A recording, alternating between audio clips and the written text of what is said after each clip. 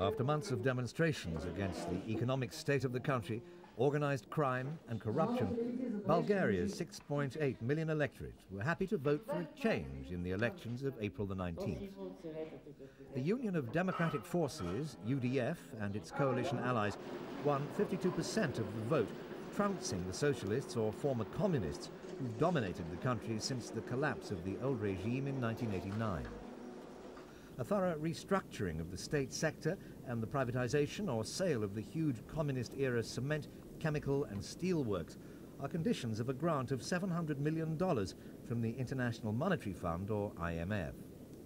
A monetary council will control the national currency to stop hyperinflation. We need a harsh financial discipline, and I hope that the Monetary Council will introduce the severest form of control. We are in such a delay with the reforms that I see the Monetary Council as our last chance. Ever since last summer, there have been queues, and they're still visible. The price of a loaf has increased 20-fold. An average pension barely buys a loaf a day. Bulgaria now has no grain left to feed its population, and is having to buy on the international market at 5 times the local price. The previous socialist government last year exported over 1 million tons of grain for huge profits. Now there's no money to fertilize the land for a new harvest, and the country's bread crisis could last for years. The big quantity of grain that was exported from the country last summer is not the only problem. The real problem is the low price of the grain on the Bulgarian market.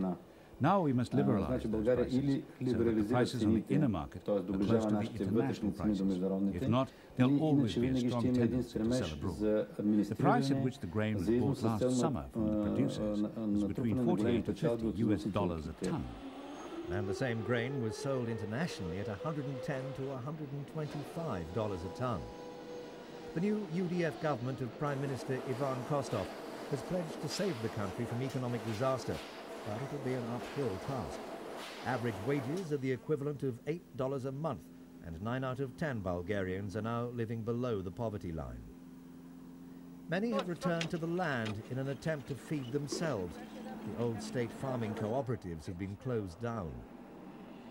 In some villages, people have banded together. The mayor of Yana explains how they've all pooled resources to grow grain. There are now about 520 of them, all hoping for a good harvest. Farmers all over Bulgaria are suffering from the effects of years of government neglect. There are no longer state subsidies for farmers and very little mechanization. Families like the Slavovs are finding it increasingly difficult to make ends meet. The whole family works in the fields for very little return. Bulgarian agriculture is in a terrible state. There are no machines left. We're working with hand tools, just like centuries ago.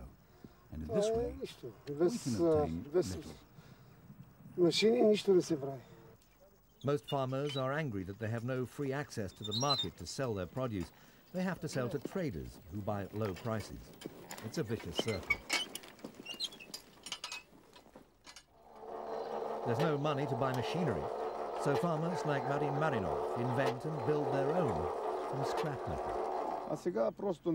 Everybody is working his little piece of land now with minimum results. It just doesn't justify the amount of expense. So much money goes on preparing the land for planting, digging, fertilizing, hoeing. Even with the difficult situation nowadays, I think that people should still come back to the land. But the state should help us, because agriculture can't succeed without subsidies. Cattle farmers are facing the same difficulties. Runaway inflation has pushed up the prices of meat and milk so much that many consumers can't afford them. But the farmers are being paid less and less for their produce by the ever-present middlemen.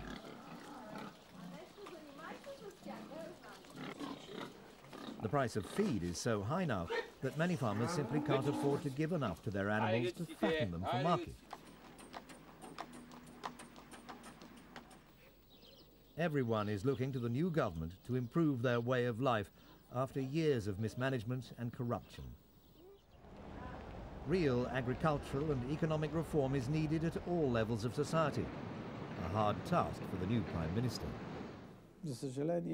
Unfortunately, we've reached rock bottom.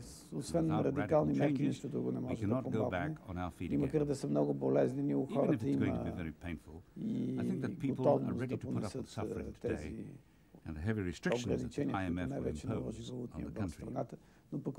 We also know that the IMF will help us to win the battle against organized crime and corruption. But whatever happens over the next few months, tough reforms will have to be implemented to prevent economic disaster and to give Bulgaria any chance of becoming eligible for future membership of the European Union or NATO.